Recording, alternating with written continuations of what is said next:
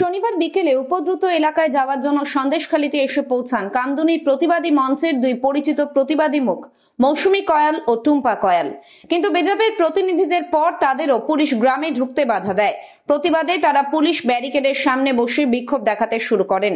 মৌসুমী এবং টুম্পা কয়ালদের দাবি, গ্রামে যে সমস্ত নারীরা শেখ শাহজাহান এবং শিবু হাজরার বাহিনীর হাতে লাঞ্ছিত ধর্ষিত হয়েছেন তাদের সঙ্গে কথা বলবেন। এছাড়াও যারা দুদিন ধরে আহত অবস্থায় বাড়িতে পড়ে রয়েছে, তৃণমূল আশ্রিত দুষ্কৃতীদের ভয়ে হাসপাতালে যেতে পারছে না, তাদের চিকিৎসার জন্য হাসপাতালে নিয়ে যাবেন।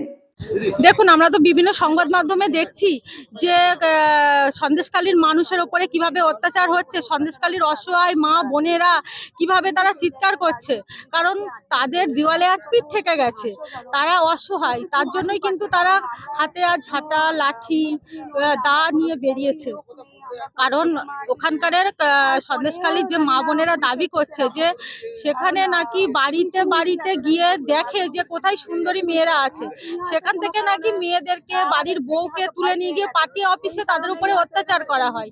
আমরা কোন রাজ্যে বাস করছি, কোন রাজ্যে, কোন দেশে, কোন রাজ্যে এরকম পার্টি অফিস আছে যে যেখানে মহিলাদের উপরে অত্যাচার করা হয়, সুন্দরী দেখে সেখানে তুলে নিয়ে গিয়ে?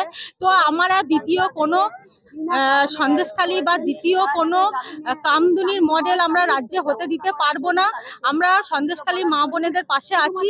আর এই সন্দেশখালীর মা বোনেরা আমাদের সকাল থেকে ফোন করেছে যে তাদের পরিবারের ছেলেদেরকে অ্যারেস্ট করা হয়েছে, কিন্তু তাদের কোনো আবেদনেই সাড়া দেয়নি পুলিশ। এরপরে পুলিশি নিষ্ক্রিয়তার অভিযোগ তুলে টুম্পা এবং মৌসুমী কয়ালরা পুলিশ ব্যারিকেডের সামনে বিক্ষোভ দেখাতে থাকেন।